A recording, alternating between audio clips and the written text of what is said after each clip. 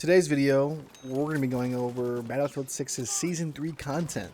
Maps, weapons, gadgets, game modes, everything we know so far that's been leaked. We are going to be getting Gold Mine Railway back, which is said to be the biggest map in Battlefield 6, which is going to make maps like Liberation Peak look small, and Operation Firestorm and Merak Valley medium maps, from what I've seen and what I've been told. Looks to be that EA is trying to right the ship. Obviously, the biggest thing lacked were big maps. That's what everyone's been screaming for. That's what I've been wanting. It looks like they're finally about to deliver some of those promises they've made. EA themselves have actually said in this season they're trying to give the community what they're wanting. But obviously, we're working with EA here. Take it with a little bit of a grain of salt. They still have a lot to prove, I think, in order to bring back some players and increase their player base. Today, we're going to go over all that I know and give that information to you guys. We'll go from there. Starting with the maps. They have 3 leaked maps for Season 3. Plaza, which is inspired by BF3's Grand Bazaar, more of a medium style map, infantry only, maybe some APCs and tanks. Isolated, which we have no info for currently, and then obviously the remake of Gold Mine Railway. It's been officially announced by EA. There's been leaks on Bilibili and Reddit. You can probably go find for yourself. Looks to be pretty solid. They've really tried to increase the infantry cover throughout the map and still keep the scale. So this could be a pretty good big map for Battlefield 6. I mean, in my opinion, this is going to be what starts to bring back that player base that wants a good Battlefield game again. For weapons, we have returning the L11-5A3, or the AWM, bolt-action sniper from BF4, BF3. Looks to be pretty solid. It's going to be your long-range typical sniper. The RPK-74M, which is an LMG, which is kind of a head-scratcher for me because we already kind of have a RPK-style LMG in the game. Not really sure what niche this is going to fill, but, you know, more weapons is more weapons, so I'll take it. And then the iconic M16A3 from Battlefield 3 is returning. 3-round burst. Looks to be pretty sick. From what I've seen in the gameplay clips, they 2-round burst up to about 40 meters. So this thing's going to be a force to be reckoned with. You can go full auto with it. I did see that. And then an unconfirmed leak. We've seen the PP-19 Vitiaz SMG, basically a small little AK 9mm SMG. We'll take it. Looks pretty cool. Been great in other games. For gadgets, we have the mobile jammer for the recon. It's a recon gadget.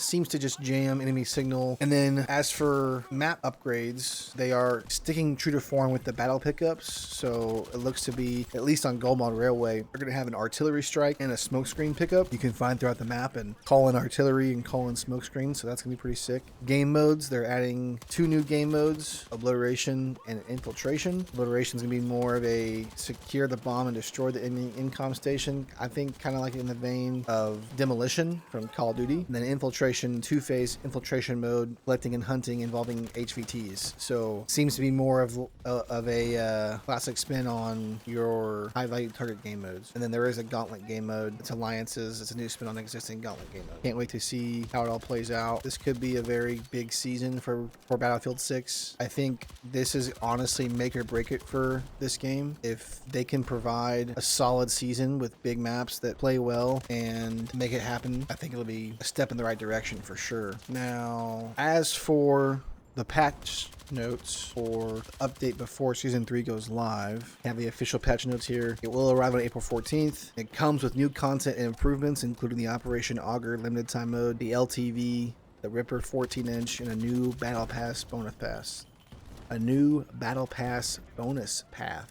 To that 10 times fast. At 9 o'clock UTC, players will be able to download update 1.2.3.0 as it goes live across all platforms. At 12 o'clock UTC, all content included in this update goes live, including new LTM content, vehicles, weapons, and Battle Pass updates. Alongside the new content, update 1.2.3 also delivers a wide range of gameplay, progression, UI, audio, and portal improvements to further polish the overall BF6 experience. It takes across multiple maps. Super excited to see this come back. I really hope that they don't make it a limited time mode and it stays for good, and they try to incorporate this into more maps in the future, because that was a very awesome game mode in Battlefield 1, one of my favorites.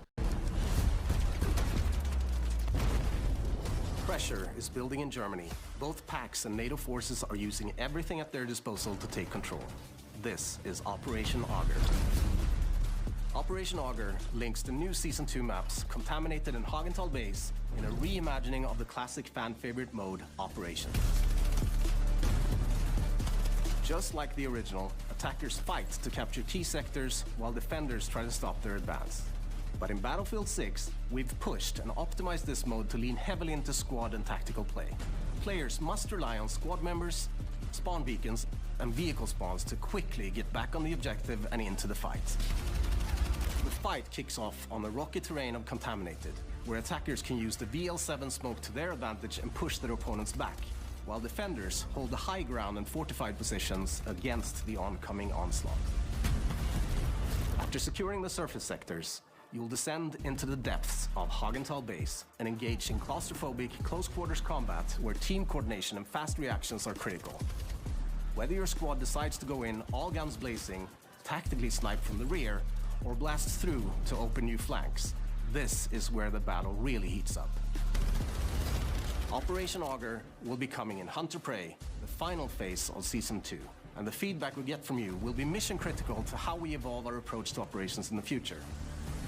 We can't wait for your squad to jump in and experience Operation Augur, deploying on April 14th.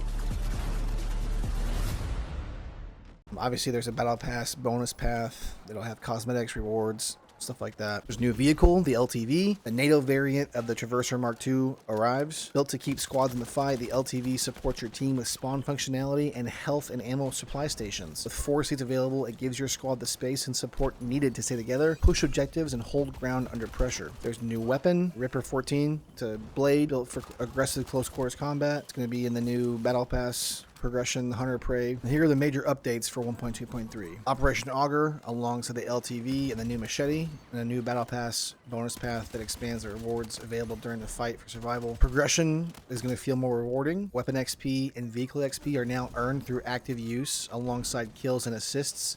XP rates have been increased slightly across multiplayer, and Battle Royale and Gauntlet progression now places more weight on time spent in match, with Battle Royale also awarding higher scores for kills and damage assists. Combat feedback and gameplay clarity. Incoming hit audio is now clearer, rapid damage is easier to read, projectile and tracer behavior is more consistent, and network warning indicators now provide better visibility during live combat. That's going to be huge. Weapons and gadgets receive a broad polish pass, so defibs and the AJ03 Coag medpen have been updated, while attachments, animations, unlock presentation, and challenge tracking have all been seen further improvements. There are some UI HUD changes and improvements. Menus, challenges, loadouts, end of rounded screens, localization, store presentation, and battle pass readability have all been updated to improve clarity and consistency across the experience.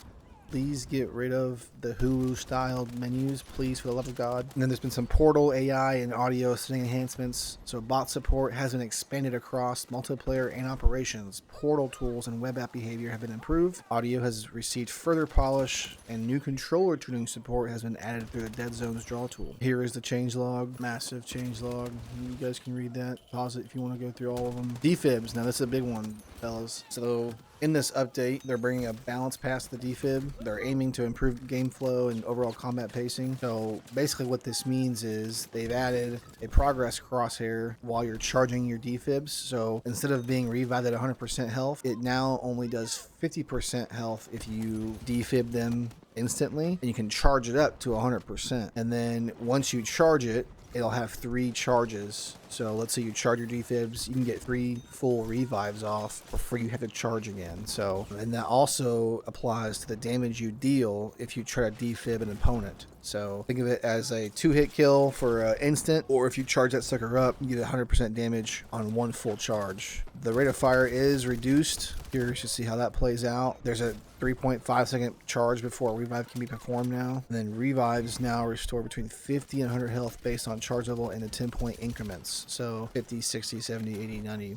get it. There is updated deploy timing, so charging can begin faster after getting the gadget out, which is gonna be cool. So yeah, big changes for your medics out there. I know that's me hoping it feels good. I'm a little nervous about it, but overall I think it will be pretty solid.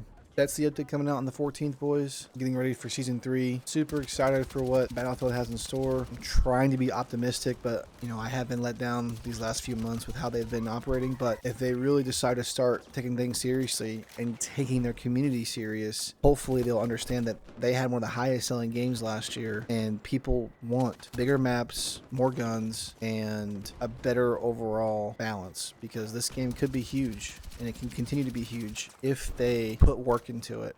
and do what the community wants them to do. That's all I have for you guys right now. Appreciate you guys sticking around to the end of the video. On the road to 100 subscribers by the end of the summer. I've already hit 40, so thank you guys so much for the support on the latest videos. I will be following this game and its updates as season 3 rolls out and giving you guys my thoughts and impressions. So if you're interested in seeing that, feel free to like and subscribe. It really helps me out, and thank you for all the support. I will catch you guys in the next one.